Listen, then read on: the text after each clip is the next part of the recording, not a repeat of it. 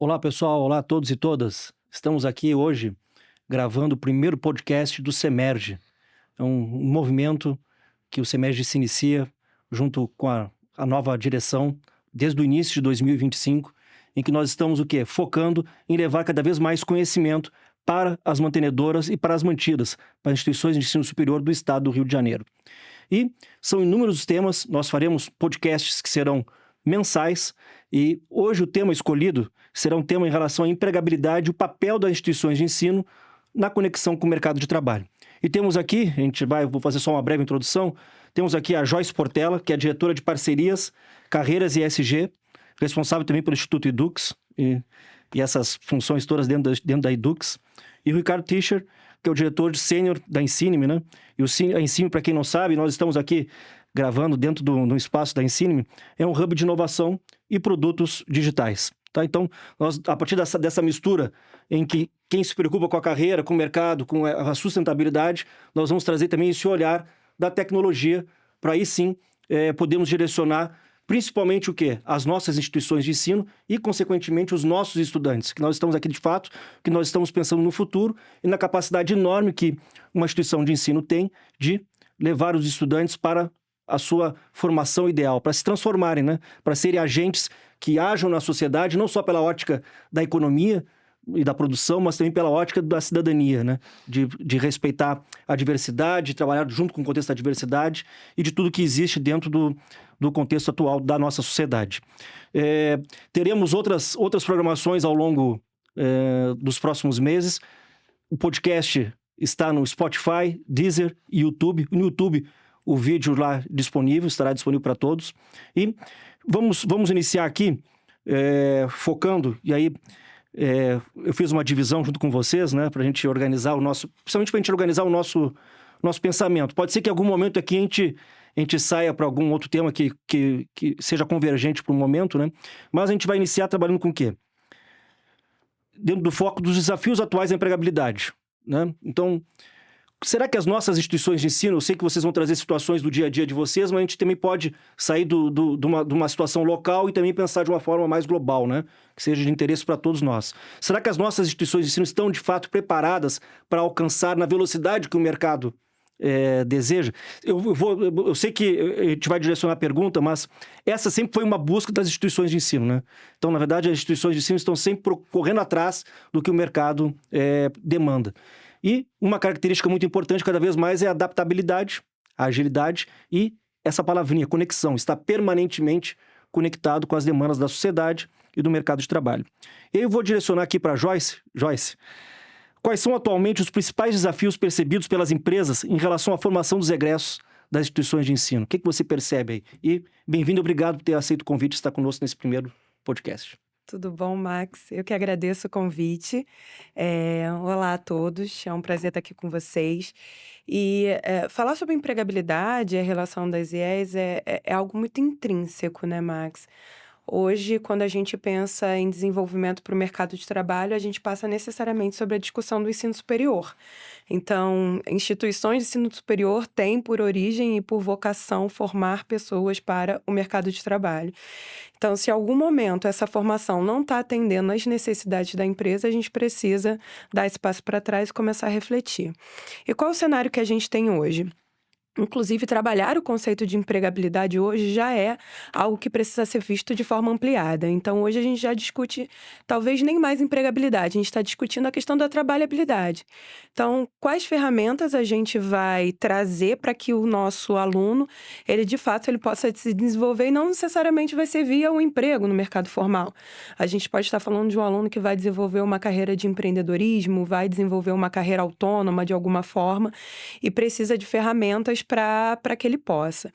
E aí o currículo acadêmico, obviamente, é a principal ferramenta que ele vai ter, né? O que ele vai aprender em sala de aula, o que de fato ele vai aprender ali durante os anos de formação dele, só que o mercado exige uma série de outras coisas que não acompanham, vamos dizer assim, a velocidade de atualização de um currículo acadêmico. Então, acho que hoje o grande desafio, como você colocou no início, é como a gente pode acompanhar essas transformações do mercado, falando para além do currículo acadêmico em si, esse que obviamente está sempre sendo revisto, está sempre sendo pensado pelo time de ensino, mas como a gente prepara as soft skills do nosso aluno. Como a gente prepara, como a gente enfrenta, por exemplo, desafios geracionais. São muitas gerações vivendo ao mesmo tempo, a gente nunca teve Muitas. isso, né?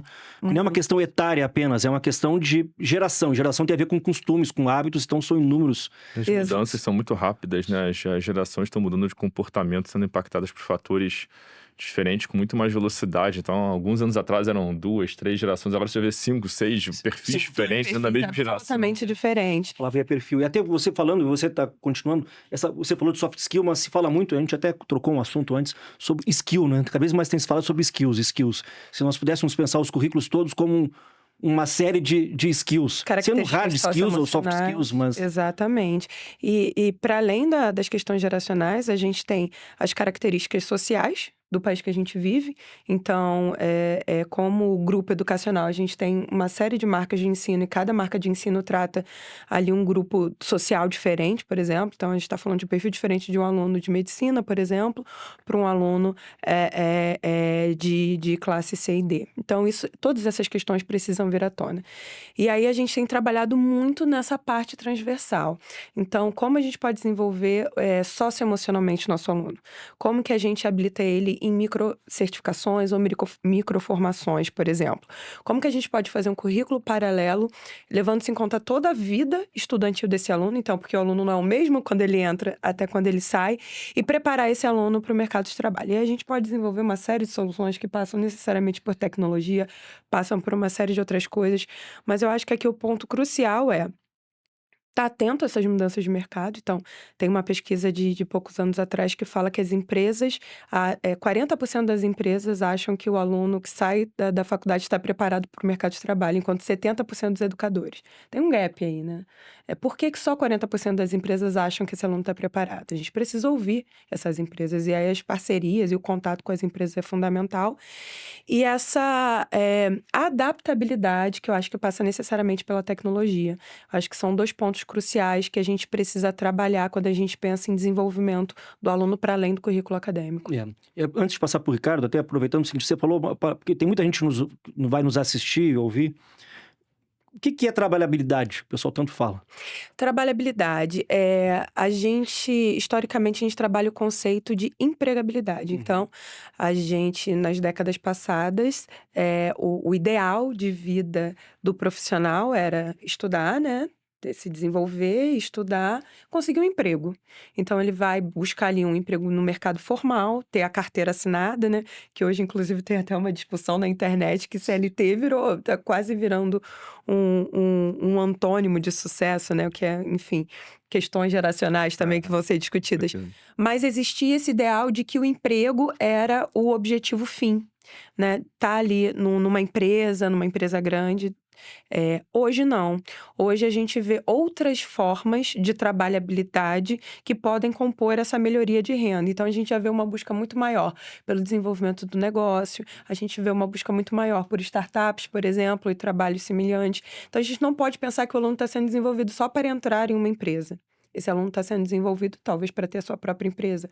Ou alunos que subsidiam suas rendas a partir do negócio que dentro da educação, a gente tem um projeto chamado Você é Seu Negócio, que alunos se sustentam a partir, enfim, de MEIs, microempreendedores. Então, eles também precisam de ferramentas. Então, a gente tem que estar atento que não é só um mercado formal, existe um mercado maior dentro desse conceito mais amplo de trabalhabilidade. A própria carreira em pesquisa, né? A própria carreira docente, né? São caminhos que não são emprego na visão de mercado propriamente dita, né? Então, tem uma variedade, uma versatilidade tão grande agora de caminhos e de alternativas que os estudantes têm, que você chamar de empregabilidade, o potencial que você tem de se inserir no mercado e, de fato, obter renda por meio das suas competências, parece limitar todas as possibilidades que existem, né? Então, esse termo de trabalhabilidade vem para ampliar esse tamanho, esse potencial do qual a gente fala aqui quando forma um estudante. É muito circunscrito, né? Você pensar apenas no emprego, né? Muito limita limitado. Muito ali as possibilidades, né? Sem dúvida. Fica bastante limitado. Até a própria palavra carreira é uma palavra limitante também, né? Exatamente. Que ela dá a ideia de que é um caminho que você vai seguir. Trilhar, linha reta. Né? Muitos estudantes estão com a gente aqui exatamente para mudar de carreira, né? Exatamente. A gente tem um volume relevante de alunos que já têm um emprego, né? Já trabalham, ou então, enfim, já tem um trabalho, né? Mas está aqui para poder mudar de carreira, porque tem um outro objetivo, porque encontrou um caminho que faz mais sentido para ele ou para ela, que está apaixonada por uma área de conhecimento que não é a área de origem dela, né? Então, a mudança de carreira também é um dos objetivos de sucesso principais aqui dos alunos que estão com a gente e também que estão com outras instituições de ensino superior. Na verdade, quando você entra num ambiente universitário, você entra pensando numa profissão, mas você tem ali é como se abrisse um portal, uma dimensão nova, né? Em que você tem uma série de possibilidades de conexão com conhecimentos, com saberes, com pessoas, com locais que você acaba indo para um lugar que não era o lugar inicialmente previsto, né? E aí que tem alguns pontos que a Joyce mencionou muito bem, que é um pouco do papel da instituição de ensino superior na formação de um profissional. Tem muitas competências aí que são comuns a várias profissões, mas que não são aquelas competências técnicas, né? Que a gente chama de hard skills em si. Então, essa camada comportamental, né? E socioemocional tem muito a ver com empatia, com inteligência emocional, tem muito a ver com como você lida com situações de conflito, como você resolve problemas complexos, como você lida com pessoas nesse contexto. E são competências que são transversais muitas vezes aos cursos, né? Óbvio que, dependendo da área de conhecimento que você estuda, elas podem ser mais ou menos importantes. Então, um profissional, provavelmente numa área de humanidades ou numa área, por exemplo, de jornalismo, vai ter a competência ali de comunicação, a competência de relacionamento precisa estar muito bem desenvolvida, né?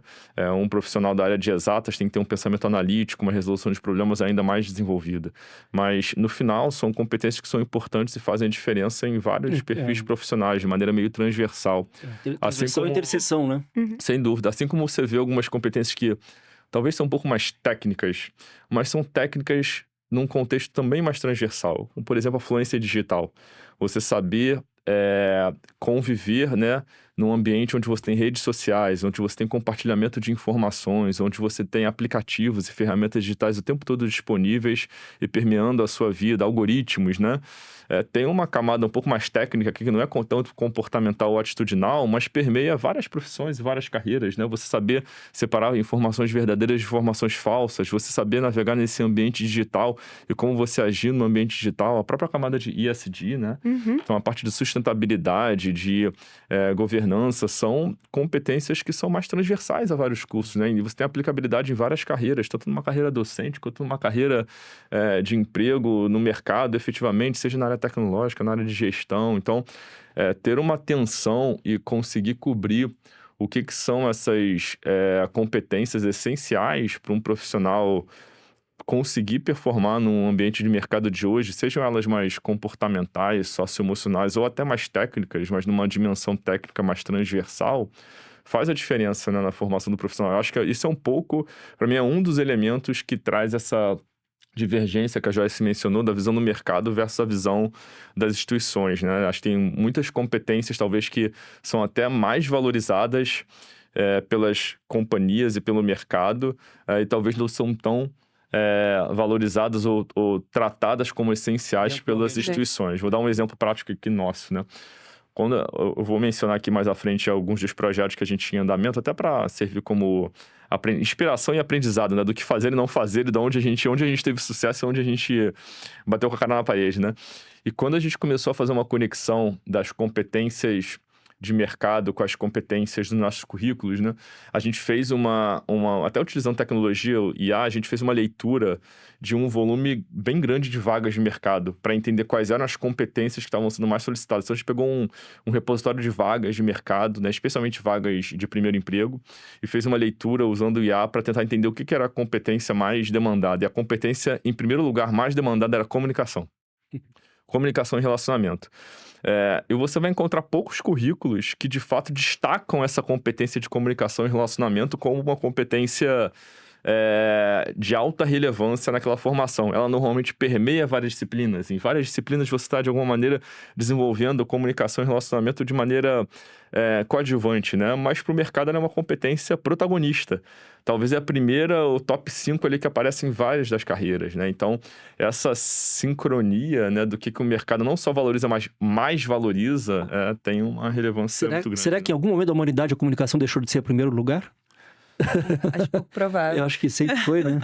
Se você olhar, é algo do que... É aquele tipo de coisa que... O que não muda quando tudo está mudando, né? Comunicação. E até você falou algo que eu achei... Eu penso nisso, né? Você falou sobre fluência digital. A gente confunde o acesso com fluência. Você ter acesso a inúmeros dispositivos com você saber navegar digitalmente, que é bem diferente, né? A questão da fluência digital. E aí, você acabou, Ricardo, até... falando na tua fala, falou sobre o que eu ia te perguntar, né? Sobre essas transformações tecnológicas, né? Como é que essas novas formas de trabalho têm influenciado? E você já até colocou um pouco, não sei se você quer complementar. Eu vou só trazer uma camada adicional, até porque a Joyce já tinha coberto aqui muitas das competências que a gente mencionou. Além dessa ótica das competências socioemocionais e comportamentais e skills mais técnicas de mercado, mas que são transversais, outros pontos que eu queria destacar é a própria exigência, não só no mercado, mas do próprio estudante em relação a mais flexibilidade e personalização nas formações. Então, é difícil, quando você pega carreiras de mercado, agora você pega um analista financeiro, você pega uma vaga de marketing, cada vez mais você tem um mix de competências ali, não só técnicas da área financeira, da área de marketing, com o digital, né, com o comportamental. E você tem cada vez mais uma demanda dos próprios estudantes de mais flexibilidade, modalidades diferentes, formas de estudar diferentes, currículos mais versáteis, né? Então, exige um desafio das instituições de ensino superior, especialmente no que tangencia não só a oferta e não só a estar preparados, né, e ter o corpo docente, ter a sua plataforma tecnológica preparada para essa personalização que é exigida, essa flexibilidade, né? Mas até em termos de regulação também, né? Quando a gente fala do nossa estrutura regulatória da educação, de abrir espaço para que, de fato, a gente tenha formações, cursos com modalidades diferentes, que não olha apenas uma opção ou outra, né? Mas como é que você cria um hibridismo, né? E como é que você cria uma flexibilidade maior para os currículos serem currículos mais versáteis e que, de fato, respondam à necessidade de formação do mercado. Então, eventualmente, você precisa de um profissional de publicidade e propaganda que consegue permear muito bem ali as plataformas tecnológicas, né? E que, de alguma maneira, também tem uma capacidade de influência em redes sociais, né? O que tem consegue permear essa camada de influência, né? De convencimento muito forte. Como é que com um currículo tradicional de publicidade e propaganda você consegue formar um profissional com essa versatilidade? Você precisa juntar ali competências tecnológicas, competências de comunicação em redes sociais, competências técnicas ali de publicidade, propaganda e marketing.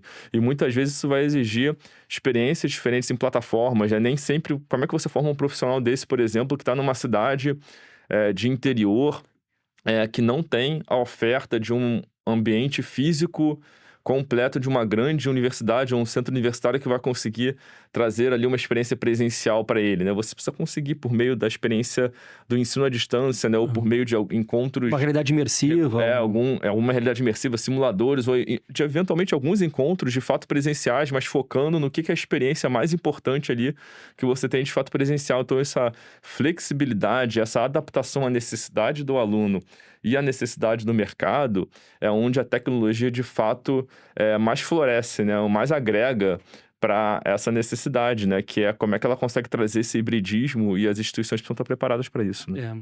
Porque a gente até passando para o próximo bloco aqui, mas a gente confunde essa definição de híbrido, né? No Brasil, a gente fala muito de híbrido na educação como se fosse simplesmente uma divisão entre tempo e espaço, né? Tá presente fisicamente ou não está e assíncrono ou não. Mas se a gente pensar que a ideia de híbrido, o conceito de híbrido é muito mais amplo do que isso, híbrido significa o quê? Um mix, né? Uma mistura de situações. Então, se a gente pensar, a própria educação em si, ela é híbrida. Porque ela mistura o quê? Diferentes públicos, diferentes metodologias, diferentes espaços, com diferentes docentes, com diferentes técnicas, para diferentes demandas. Todos esses diferentes, todos acumulados num lugar só, significa que eu tenho algo híbrido ali, mas só que a gente fica querendo colocar numa caixinha se é presencial, se é virtual, e aí você limita essas possibilidades dos inúmeros indivíduos se formarem para o que está de fato acontecendo. Eu vou deixar mais para o final uma perguntinha que eu queria fazer, porque tem um atorzinho que a gente não falou, um atorzão, que é o professor. Porque tudo a gente está falando aqui, mas e onde é que o professor se encaixa nisso, né? Porque, na verdade, o estudante vai aprender mediado por tecnologia e mediado por um professor, mas daqui a pouco a gente vai para essa frente. Mas aí, falando sobre estratégias institucionais para conexão com o mercado. Então, assim, de que forma você vê que a ESG, por exemplo, pode estar articulado com a missão institucional da IES para contribuir para essa frente com o mercado?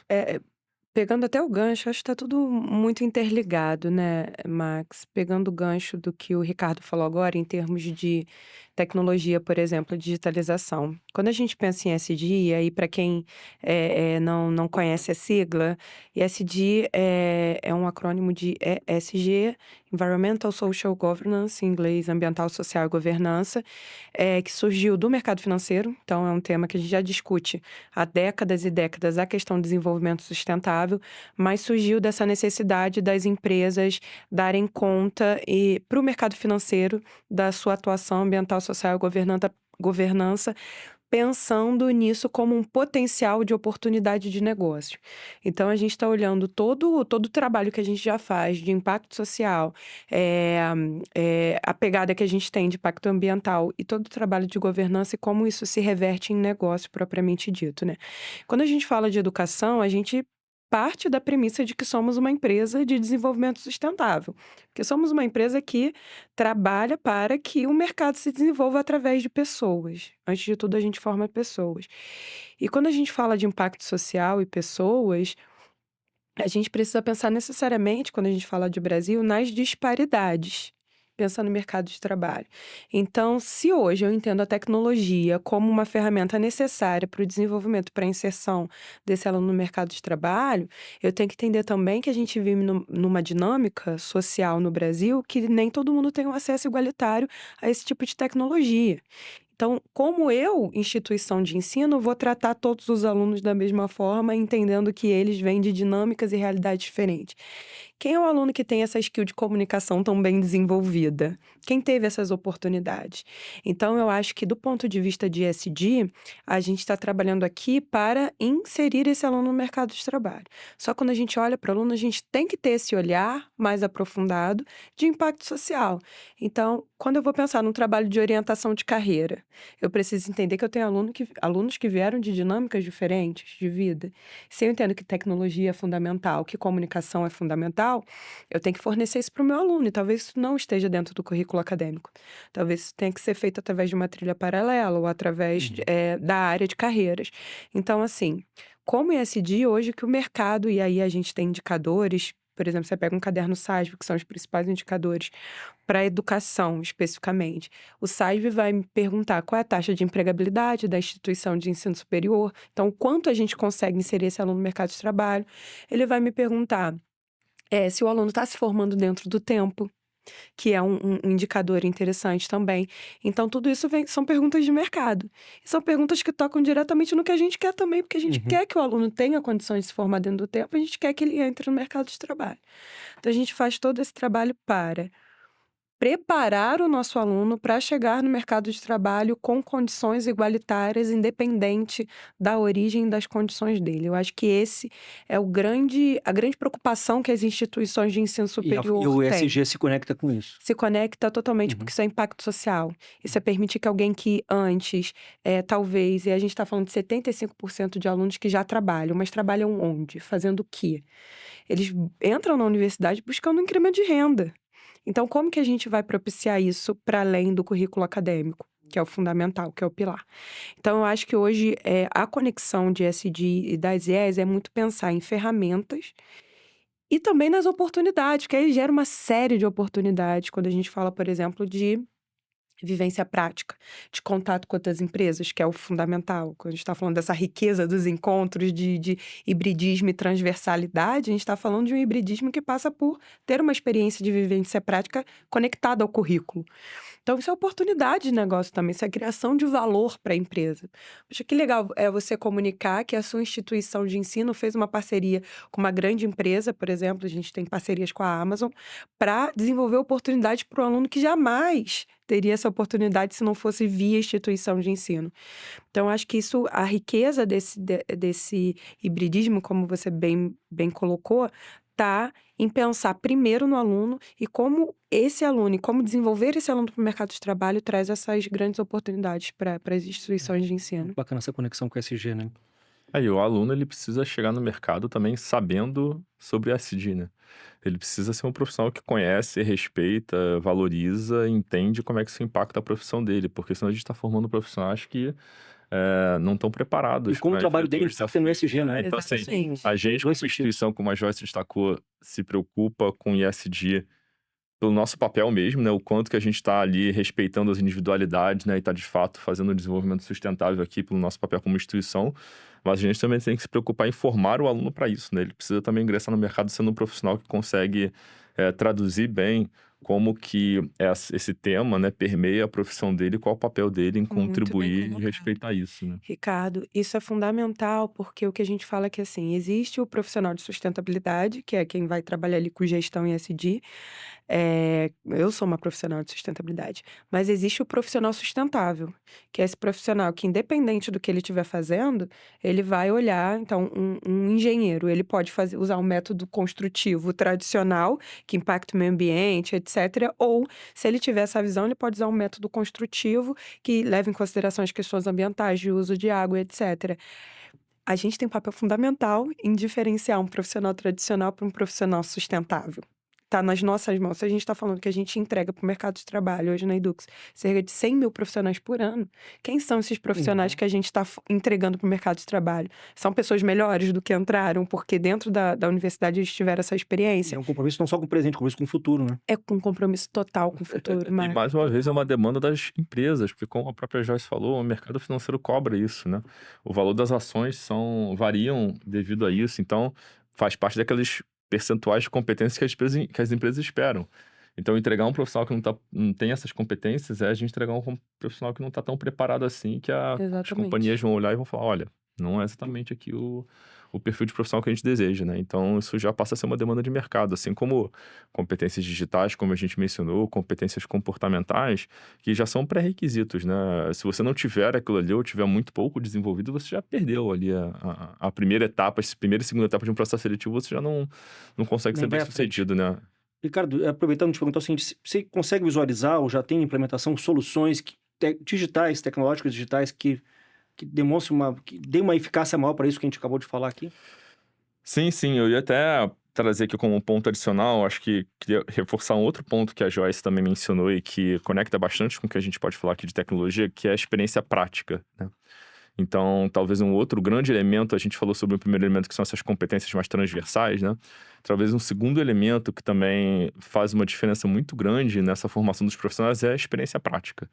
Então, no final, essa integração da teoria com, de fato, a aplicação disso no dia a dia de trabalho é o que diferencia muitos profissionais e muitas vezes é essa barreira que as empresas encontram em relação à capacidade do profissional de fato performar. Porque, na verdade, ele aprendeu ali vários conceitos, ele fez muitos exercícios, ele fez avaliações ou ele viu ali muitos conteúdos, mas ele não entendeu como é que aquilo ali se aplica na prática, como é que no dia a dia o profissional de fato exercita aquela competência desenvolvida. Então, talvez uma outra grande dimensão aqui, a segunda grande dimensão desse gap entre a formação do profissional e a demanda do mercado é a prática, a capacidade dele de aplicar aquilo que ele aprendeu. E aí, dentro desse contexto, a tecnologia tem um papel muito fundamental, porque quando você olha hoje ferramentas que estão disponíveis e tecnologias disponíveis, né, em termos de ambientes simulados, em termos de interação, proporcionar a interação entre alunos, né, ou entre alunos e professores ou tutores, né, e permitir que essa conexão até com empresas, né, e representantes de empresas aconteçam, é um papel importante da tecnologia, especialmente para o aluno à distância.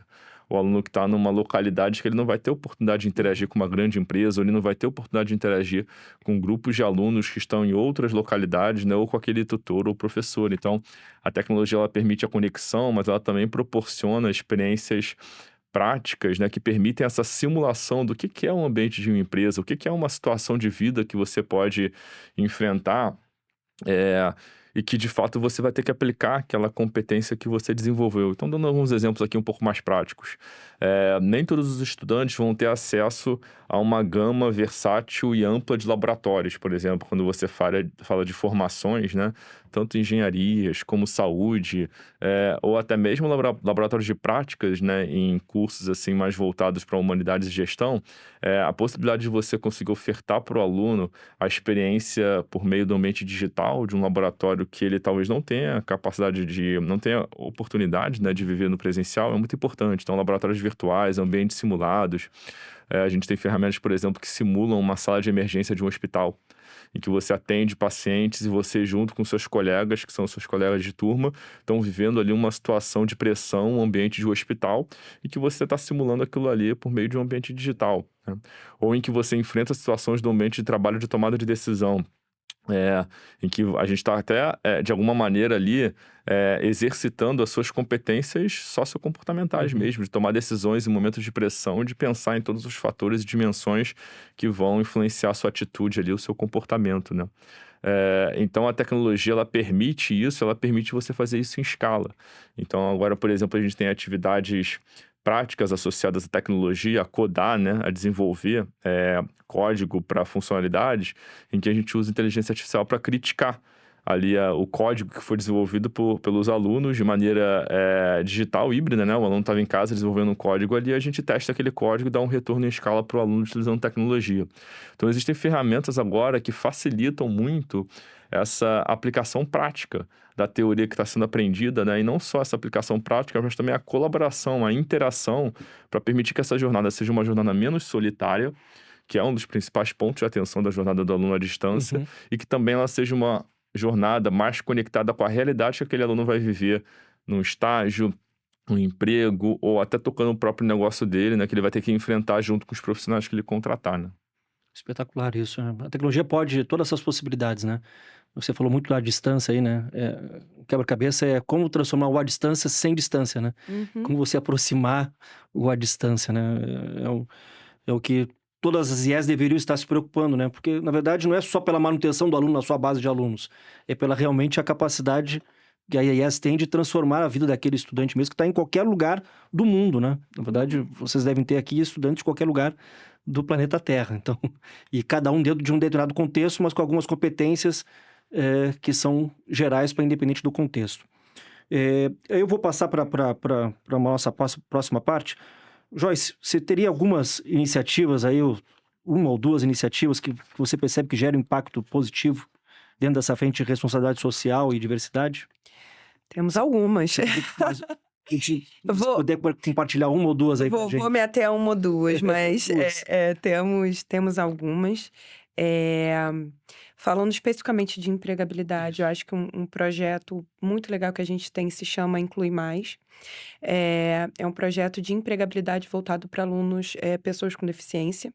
Então, hoje a gente tem uma grande discussão no mercado de falta de profissionais de pessoas com deficiência. Inclusive, a gente tem, enfim, a lei de inclusão de pessoas com deficiência nas empresas, que as empresas têm que cumprir a cota, e a gente sabe que um grande percentual hoje de empresas não consegue cumprir a cota, mesmo a gente tendo declarado no país mais de 50% de pessoas com algum tipo de deficiência. Então, a gente está fazendo todo um trabalho de base para entender quem são esses alunos nossos com deficiência e quais os tipos de deficiência eles têm, para adequar, junto a parcerias externas, a inserção desses alunos no mercado de trabalho, porque é uma demanda das empresas e é uma demanda nossa da inclusão desse profissional. E aí é um trabalho muito bonito, porque a gente trata o indivíduo como indivíduo e não como uma grande massa de alunos. A gente precisa, de fato, entender quais são as necessidades de cada um. Mesmo pessoas sem deficiência também têm necessidades, nós temos as nossas necessidades. Então, é um olhar individualizado importante que eu acho super bonito, e que é isso, entender o que vai levar aquele aluno de fato para o mercado de trabalho, de ser incluso. E um segundo projeto que aí é, enfim, belíssimo, é o Medversidade, que ele fica dentro do IDOMED, que é nosso Instituto de Medicina, e o Medversidade ele nasceu justamente dessa necessidade da ampliação das questões, do debate das questões raciais dentro do universo da medicina. A gente sabe que hoje o número de médicos negros é muito pequeno, mas mais do que o número de médicos negros, a gente tem um compromisso em formar profissionais médicos que saibam atender a população negra dentro das suas necessidades. Então, é legal trazer isso dentro de um contexto de empregabilidade, porque é isso, é trabalhabilidade também, é o tipo de profissional que a gente está entregando para o mercado. Está formando num país onde a sua grande maioria é uma maioria negra. Já que a gente vive nesse contexto que o acesso dessa população ao ensino médico é difícil por razões sociais, a gente precisa minimamente garantir que esses médicos estejam sendo formados com essa visão holística das necessidades da população negra. Então, o Medversidade, ele tem 11 compromissos. Entre eles, a gente está adaptando os nossos simuladores, né, que a gente chama aqui informalmente os robôs lá que eles treinam, para simuladores com a pele negra, revisando toda a parte didática, treinando os professores em letramento racial e também o nosso programa de bolsas de medicina para pessoas pretas e pardas.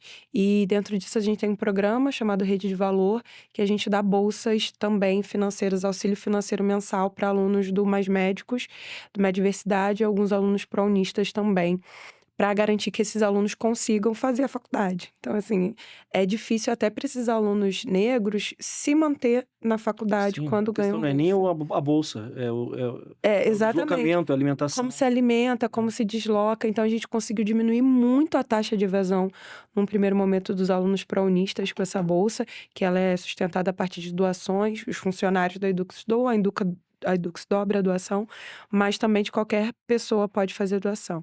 E é muito legal a gente pensar justamente nesse contexto ampliado, sabe, Max? Não é só entrar na faculdade, não é só conseguir fazer a faculdade, não é só o que ele aprende na faculdade, são tantas variáveis possíveis quando a gente pensa em trabalhabilidade e o preparo de um profissional para o futuro, e que no país que a gente vive a gente não pode desconsiderar a variável diversidade, por exemplo, que torna-se nossa responsabilidade puxar esse barco e dizer, não, a gente tem um compromisso que vai para além da sala de aula, nosso compromisso primeiro é com o nosso aluno e com a sociedade. Então, eu acho que são 2 projetos que eu me orgulho muito e que eu acho que podem servir de inspiração e exemplo para a gente começar a construir algumas coisas diferentes aí. São projetos recentes? São projetos que estão acontecendo, são recentes. O Medversidade ele começou no ano passado, recentemente.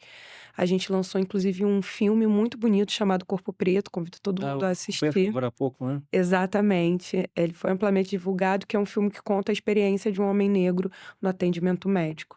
É que hoje, apesar do número do percentual de médicos ser pequeno, a maioria dos corpos usados em sala de aula para estudo são corpos pretos. Então, é um filme denso, pesado, mas necessário, que a gente lançou dentro do conceito Medversidade, e também um livro chamado Nigrum Corpus, que simula doenças provocadas pelo racismo, né? Inclusive, o ministro Padilha da Saúde, a gente presenteou ele com um livro desse. Então, assim, esse tipo de debate, ele nascendo dentro da instituição de ensino, ele tem outro peso. Porque a gente está trabalhando diretamente ali na formação de base. Então, a gente precisa... A diversidade é muito discutida por empresas, mas o quanto a gente está discutindo esses temas em sala de aula? O quanto a gente está preparando um aluno com deficiência para o mercado de trabalho, para além das empresas que reclamam que não conseguem empregar? Então, acho que a nossa responsabilidade é dobrada nesse sentido, e a gente está tentando aí... Isso tudo tem a ver com o mercado de trabalho também. Ou Tudo. a gente está formando nosso aluno para lidar com uma situação em que ele tem profissionais trabalhando com ele que são pessoas com deficiência. Exatamente. Né? Ele precisa aprender a viver nesse ambiente, que é um ambiente tão natural agora, né? E como a Joyce falou, mais de 50% das pessoas no Brasil, de alguma maneira, são pessoas com algum tipo de deficiência. Né? Então, na verdade, existe um mito chamado mito do normal, né? A gente pensa que existe algo que é normal, mas não existe normal. E talvez a principal competência com que a gente forme nossos alunos aqui, o que nós deveríamos, né, como instituições de ensino formar, é o pensamento crítico, né? Saber fazer as perguntas certas, né? Seja as perguntas certas para você desempenhar alguma atuação específica, tomar alguma ação, mas as perguntas para você mesmo, né? Se você está endereçando aquilo ali da melhor maneira, se você está olhando aquilo ali com todas as óticas, em todas as dimensões necessárias, ou talvez o pensamento crítico, né, e saber fazer as perguntas certas para você mesmo ou para os profissionais com quem você está trabalhando, para o seu gestor, para o seu liderado, seja uma das principais, se não a principal competência que a gente forma. E aí a diversidade, o SD, a atenção às individualidades, né, deveria ser um dos fatores principais dessas perguntas que nós, como alunos e como profissionais, deveríamos fazer a nós mesmos, né, aos nossos professores, aos nossos gestores, aos nossos liderados, aos nossos colegas profissionais, né? Você, aproveitando que você citou agora a palavrinha, a expressão pensamento crítico, né? Tem um livro do Harari, 21 lições do século XXI, para o século XXI, e tem um capítulo lá específico que é sobre educação.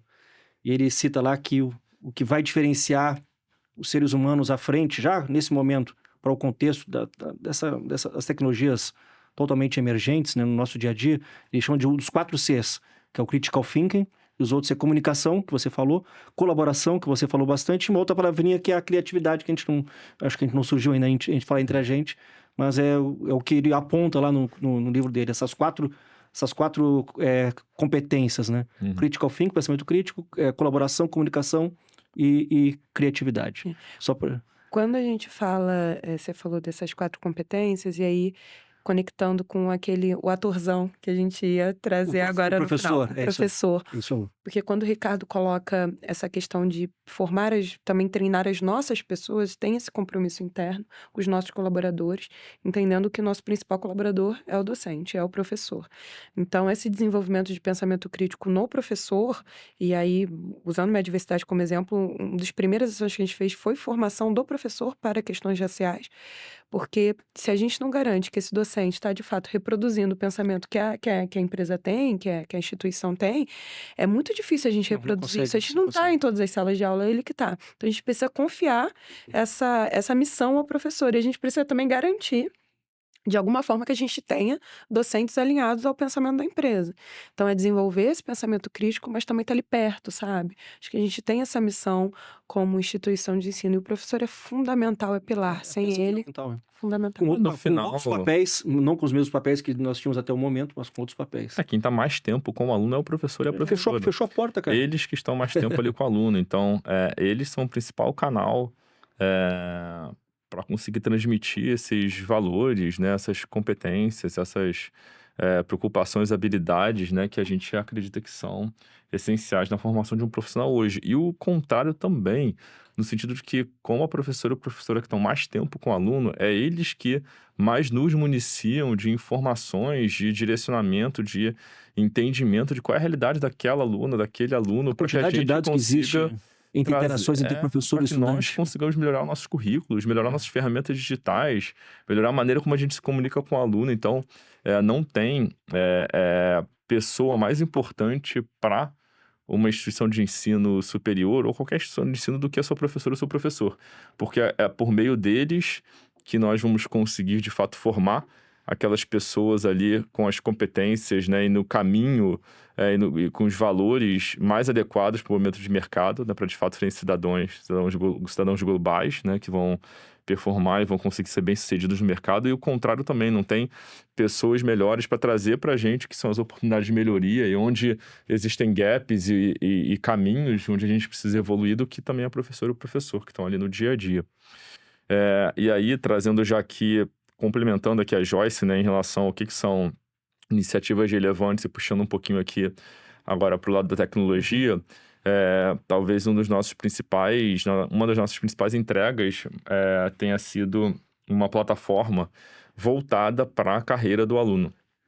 Então, aqui, além da gente ter uma plataforma digital para o estudo e aprendizagem, onde o aluno acessa conteúdo, realiza exercícios, simulados, provas, enfim, permeia ali toda a jornada educacional do aluno, a gente também tem um ambiente voltado para a carreira do aluno, onde o aluno consegue criar um currículo, né? Aprender a criar o currículo e criar um currículo, onde ele consegue acessar vagas do mercado, onde ele consegue acessar eventos, iniciativas, que inclusive o próprio time da Joyce é um time muito protagonista em mobilizar essas iniciativas, feiras de carreira, hackathon, eventos de carreira que vão acontecer.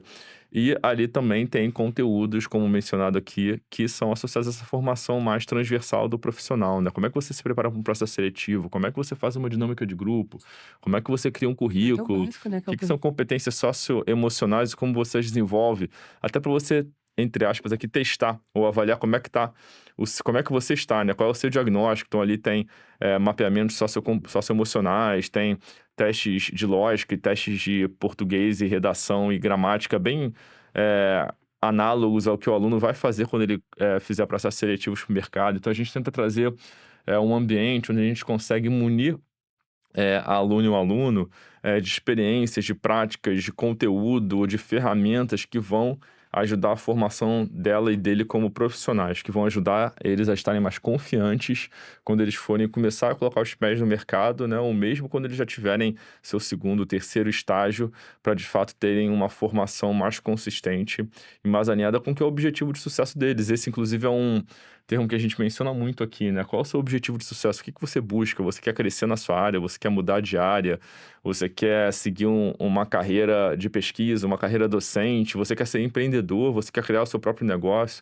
Então, a gente busca entregar esse caminho, que é o caminho mais adaptado ao objetivo de sucesso de cada aluno, sempre com esse olhar bastante cuidadoso com o mercado, né? E com que o ambiente que ele vai encontrar lá fora, além dos muros da universidade, vai exigir dele, né? E o que vai também potencializar nele, né?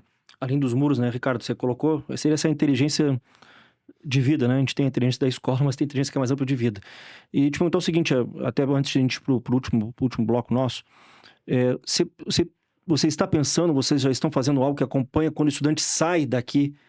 Durante quanto tempo acompanha, onde ele está se desenvolvendo, qual o impacto real que teve aqueles anos que ele passou dentro da instituição de ensino, como é que ele se transformou depois de estar aqui? Se vocês têm algum tipo de acompanhamento usando tecnologia ou algo assim. Uma adaptação interessante que a gente fez aqui, tem a parte de tecnologia, mas da parte de carreiras, foi até uma adaptação na pesquisa de empregabilidade que a gente fez. Porque antes a gente consultava esse aluno assim que ele acabava de fazer a faculdade, agora a gente faz essa pesquisa um período depois que ele termina. E aí a diferença foi muito grande. Então, até para dar tempo dele processar esse diploma, vamos dizer assim, em termos de mercado de trabalho, e ele acessa depois. E também todo um trabalho com o que a gente chama de alumni, que são com os ex-alunos, de vida toda, então de continuar desenvolvendo esse aluno de alguma forma, que também não deixa de ser uma estratégia interessante de negócio, pensando em outros produtos que a IES tem para oferecer, mas de entender como esse aluno, de alguma forma, consegue manter o vínculo com a gente, enfim, oferecendo oportunidades de palestras com outros ex-alunos e desenvolvimento ainda após primeira formação, graduação, enfim, mestrado, doutorado e outros cursos. Eu acho que isso é super importante.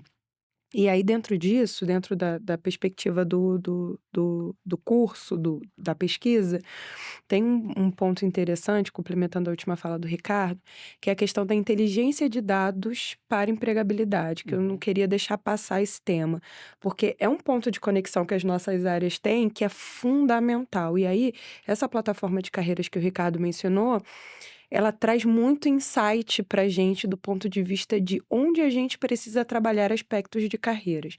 Então, uma coisa básica que é, por exemplo, essa questão da construção do currículo, a gente viu que a gente tinha um número enorme de alunos que passava pela plataforma, mas quando a gente ia analisar o match com as vagas, às vezes não era feito de forma integral, porque o currículo estava mal preenchido. Uma coisa básica, que só veio a partir dessa observação de inteligência de dados.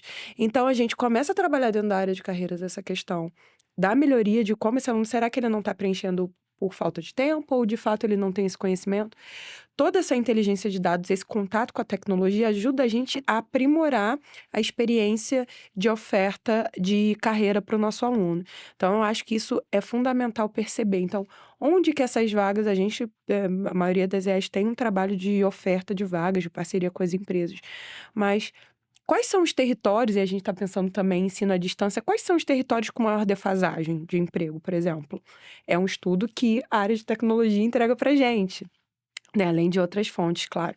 Então, acho que esse ponto de conexão de tecnologia com empregabilidade é fundamental a gente entrega a demanda, ele devolve a solução, mas a gente também pede aqui um Faz pouco parte da de solução, dado, né? faz parte dessa solução, ajuda a gente a pensar. Às vezes eu sou cliente, às vezes ela é cliente, aqui a gente vai levando no papel, né? É uma troca fluida, mas necessária para a coisa desenvolver, sabe? Eu acho que isso é um ponto super relevante. É realmente a inteligência de dados. Tomada de decisão só uma tomada de decisão assertiva se você tem bom embasamento para isso, né? E os dados são um pilar muito importante para você tomar uma boa decisão. É óbvio que tem um elemento de intuição, tem um elemento de aposta no Que é o lado mercado, humano também, né? tem um elemento de Exatamente. oportunidade, criatividade até, que é Atividade importante. fundamental. Mas aí é importante que você seja consciente de que você está apostando as Exatamente. suas fichas num cavalo Você tem um que ponto de não, partida. que não são, né, que a evidência ali pode estar direcionando para outro caminho. Mas tem você tem tiro de consciência de que você está apostando numa outra linha, né, de atuação, mas ter as informações, os dados para você conseguir tomar essa decisão com mais consciência é bem relevante, né? E o legal é que com a base de dados grande que vocês devem possuir, que são muitos alunos, né? E essa série toda histórica, isso vai permitir com que os próximos alunos terão uma tomada de decisão ainda melhor do que a atual. A gente tem mais definada, né? Tem talvez um dos grandes diferenciais aqui que para qualquer IES faz muita diferença mesmo, é você conseguir ter essa visão granular da aluna e do aluno, né? Granular colocando o pessoal granular é aquela bem específica, né? Tudo, né? Qual é a real performance, desempenho daquele aluno, como é que isso se conecta com a carreira dela e dele, né? Como é que isso influencia ali o quanto você deveria melhorar o seu conteúdo, mexer no seu currículo, né? Ou adaptar a sua maneira de avaliar as alunas e os alunos. Então, dado é uma riqueza muito grande para você melhorar o seu próprio modelo acadêmico, né? Perfeito. Pessoal, a gente direcionando já para os finalmente. Teu olhar para o futuro, Joyce, como é que você vê aí esse aspecto? Tudo que a gente falou aqui, né? Formar profissionais não apenas para o primeiro emprego, mas com esse olhar, principalmente nessas 3 frentes. A sustentabilidade, a questão ética e o socialmente responsável. O que você enxerga aí os próximos passos? Eu acho que é fundamental, a gente nunca pode se descolar da realidade. Eu acho que isso do tempo, né? O Zeitgeist, o espírito do tempo. Da época do tempo. Exatamente. A gente tem que estar conectado com o que está acontecendo agora, porque o agora também é muito volátil, né? As coisas que a gente estava planejando para 2 anos atrás já se tornaram obsoletas.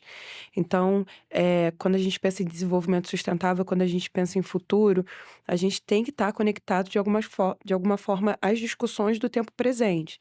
Então, mas sem perder, de fato, o que é inegociável para a instituição.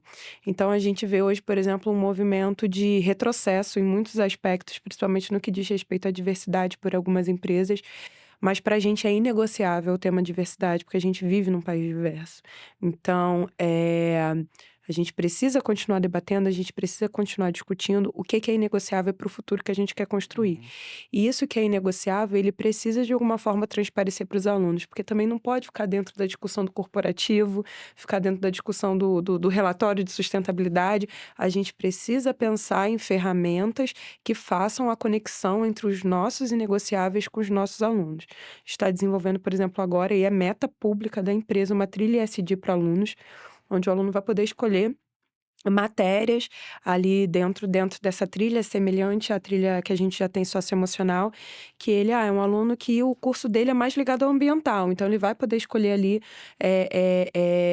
matérias, cursos de forma assíncrona sobre as discussões ambientais. Isso tem que ser um material sempre vivo. Então, assim, eu acredito muito no potencial de transformação da educação, de verdade, assim, fora da letrinha escrita, educação e transformação, mas eu acredito muito. Mas eu acredito que é uma educação e uma transformação viva, né? E a gente precisa olhar o que está acontecendo fora da nossa casinha, a gente precisa olhar o que está acontecendo no entorno, a gente precisa olhar o que está acontecendo no país, no mundo, esse ano de COP. As instituições de ensino precisam discutir mudanças climáticas e a gente precisa levar isso para o professor e para o aluno. Acho que se a gente consegue fazer esse movimento do corporativo, passando pelo professor, passando pelo aluno, a gente vai entregar de fato esses profissionais dos sonhos que vão provocar essa mudança no mundo. Então, profissionais empregados ou trabalhando ou desenvolvendo suas empresas em coisas lindas. Então, acho que coisas que impactam as suas vidas e as vidas de quem está agora aqui nesse planeta e quem virá para isso daqui a alguns anos, né? Essa questão da ancestralidade, né? Que também se tem falado bastante, né? O que a gente quer deixar para para as gerações virá, né? futuras, exatamente. Antes de tudo, nós somos cidadãos, né? É. Antes de tudo, nós somos pessoas com um legado que deveriam fazer a diferença, deveriam deixar algum impacto na sociedade, seja no seu trabalho, na sua família, na sua vida pessoal, enfim. E às vezes é modo de fazer, não é fazer um a mais. É olhar para o que a gente já está fazendo e pensar como aquilo que está sendo feito pode ser feito de uma forma interessante, com impacto social maior, com impacto ambiental negativo menor. Como que a gente pode fazer diferente? Eu acho que é um exercício que nós, enquanto profissionais de educação, a gente tem que fazer todos os dias. Então, como que a gente conecta mais o professor? Nos últimos anos tem descoberto uma série de projetos que acontecem dentro de sala de aula que às vezes a gente nem sabia que acontecia na nossa instituição. Surge da própria dinâmica ali. Da própria dinâmica com a comunidade, da dinâmica do professor com o aluno, até dentro dessa questão de empregabilidade. A gente está com um projeto agora, porque tem muitas vagas de emprego que o professor consegue direto com o aluno dentro da unidade e não chega ao nosso conhecimento. Então, como que a gente ajuda dentro da sala de aula isso acontecer de fato? Acho que esse é um grande desafio, mas que a gente não pode jamais perder. E a sala de aula, ela também é limitante, né? Porque, na verdade, existe algo que é muito mais que a sala de aula. Na verdade, você está realizando e aprendendo além da sala de aula. Que a gente chama dentro das instituições de ensino de extensão, né? Então, essa relação da extensão com o trabalho, com a empregabilidade, com o currículo, com o professor. Fundamental. É fundamental, porque, na verdade, a extensão é um grande laboratório. O grande laboratório onde você, de fato, vai aprender é no espaço da extensão. E até antes de passar para o Ricardo, as instituições de ensino trabalham muito com o saber, né? Depois entra na linha do saber fazer, né? Que é você já colocar a mão. Mas tem algumas pesquisas que têm demonstrado que tem uma parte da juventude, e eu queria ver contigo até antes da gente finalizar, falta motivação. Sabe fazer, mas falta, encarar de frente. O que você acha que se deve a essa falta de motivação? Olha, eu acho que nós entramos nos últimos anos num cenário meio alarmista com o futuro. Assim, eu ouço muito dessas novas gerações perguntando sobre perspectiva de futuro, de não ter esse ideal de futuro planejado. Então, eu acho que cabe muito a nós empoderar esses alunos, esses jovens, dessa dinâmica de você é capaz de construir um futuro diferente, assim. Temos problemas, temos questões, mas cabe a você também fazer parte da construção desse futuro. O jogo não está perdido, o jogo está sendo jogado e a gente tem muito o que fazer. E a partir do momento que ele tem essa referência de eu sou um agente transformador do processo, o jogo muda, a gente vê outra dinâmica. Ele quer fazer parte, mas eu acho que falta muitas vezes dar a ele essa perspectiva de responsabilidade no todo. Então, até dentro do trabalho que a gente faz, de orientação de carreira, a gente vê muita gente um pouco sem essa perspectiva de o que vai ser do futuro. Então, olhar para o futuro com potencial, eu acho que pode fazer, de fato, esse jogo virar quando a gente pensa em motivação. E, de alguma forma, também tornar a coisa interessante. A gente não pode acreditar que a forma que a gente fez durante todos esses anos vai ser a forma que vai ser feita para sempre, porque não é, né? Ouvir mais essa galera, ouvir o que eles estão querendo, as necessidades. Acho que é fundamental também. Na verdade, para eles não se tornarem alheios ao processo. Alheios, eles precisam fazer parte da construção. Muitas vezes eles não veem nas instituições de ensino, nas experiências que eles encontram lá, os mesmos efeitos engajadores que eles veem, por exemplo, quando você vê uma plataforma de lazer, né? Uma rede social, uma Netflix, um Spotify, né? Você vê uma certa desincronia, por mais que, óbvio, a gente está falando de um ambiente de estudo e aprendizagem, a gente está falando de mas a pegada não é a mesma. Uma estrutura pedagógica que deve ser respeitada, né? Mas como é que você faz isso se conectando mais com a forma, né? A maneira de entregar, a maneira de falar, né? A maneira de se conectar com a individualidade de cada uma dessas pessoas. Então, concordo muito com a Joyce. Acho que tem um outro elemento aqui para mim que é bem importante, que é a referência, a inspiração. Acho que esses jovens de hoje também, eles olham para o lado, olham eventualmente para as pessoas que eles conhecem, sejam pais, familiares, amigos ou até governantes, figuras públicas, né? E não veem, talvez, pessoas com profissões ou com práticas que eles veem como referência para eles. Não quero ter essa profissão, não quero fazer isso, enfim. Como a gente falou, as gerações elas estão mudando tão rápido, os comportamentos estão mudando tão rápido, né? O que as pessoas valorizam, os valores, os princípios, as tendências mudam tão rápido que muitas vezes você olha para frente e fala, putz, não estou vendo ali alguma coisa que é o que eu quero para minha vida. Será que realmente eu quero isso, né? Então, o exemplo, o modelo, inspirar, né? E aí, puxa um pouco do que a Joyce falou da gente conseguir mostrar para essa aluna, esse aluno, que ele pode fazer o próprio futuro dele, né? Que tem uma parte importante ali que está nas mãos dela, nas mãos dele, que ele não depende, não é uma dependência completa de todos que estão à volta dele ou da instituição. Ele tem um papel importante também em moldar o futuro dela, o futuro dele, né? Então, ele é o trazer agente da sua formação também. Né? Acho que também é um caminho importante para engajar, além da forma, como a gente falou. E aí eu vou trazer o meu elemento aqui que eu traria de que são esse diferencial para frente, o que é mais importante, acho, para o futuro. Para mim, uma palavra que representa muito bem isso é personalização. Que cada vez mais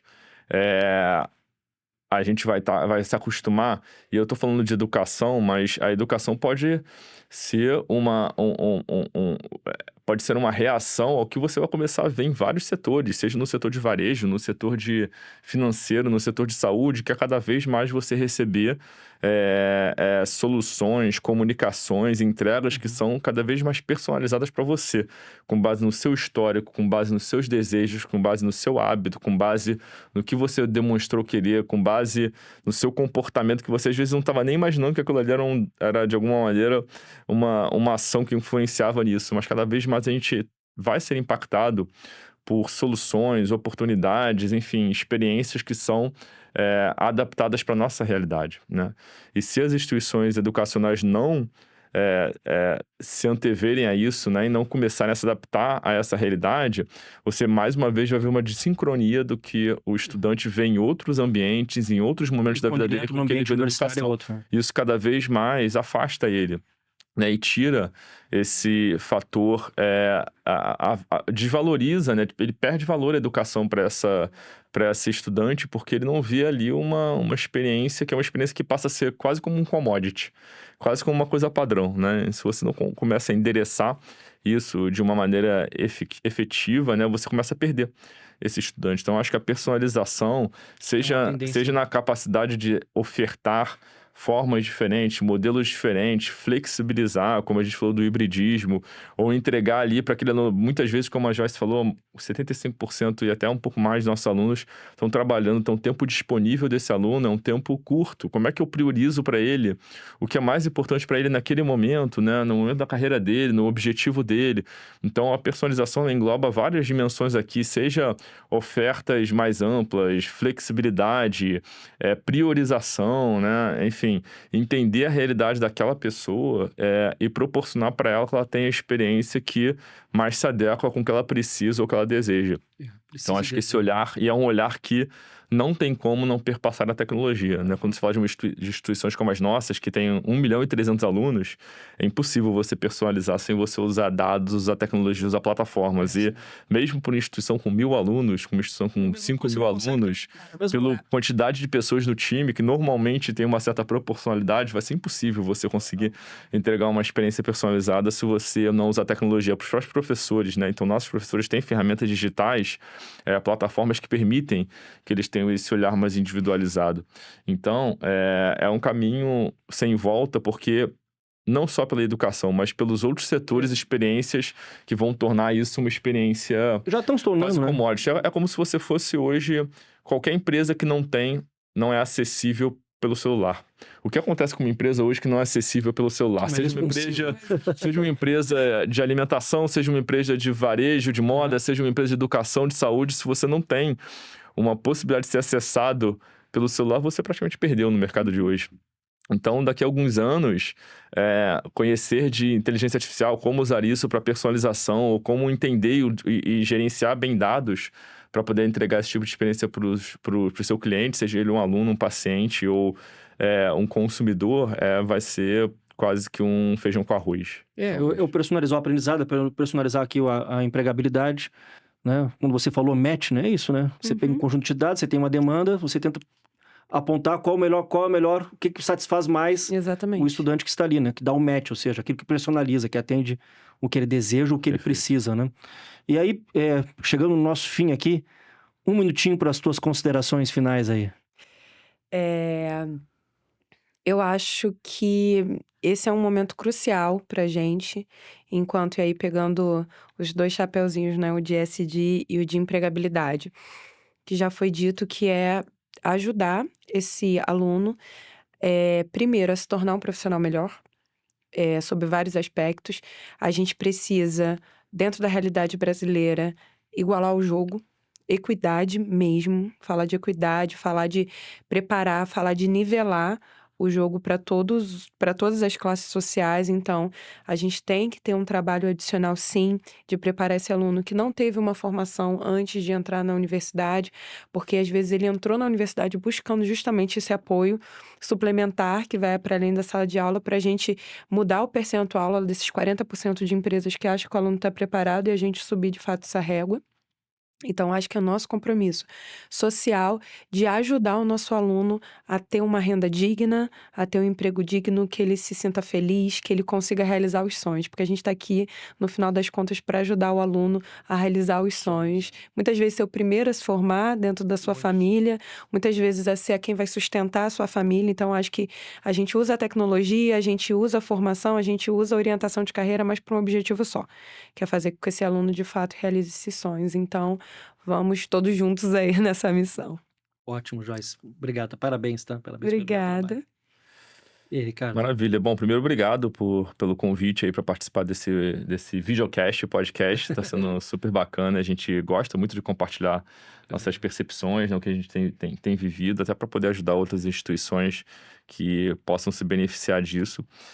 Eu acho que a gente está num momento ímpar, assim, para tecnologia e para inovação, porque acho que nunca tivemos tantas novidades, divulgações, lançamentos, né? Tanta inovação sendo feita nesse campo quanto nesses últimos, talvez, 2 a 3 anos, né?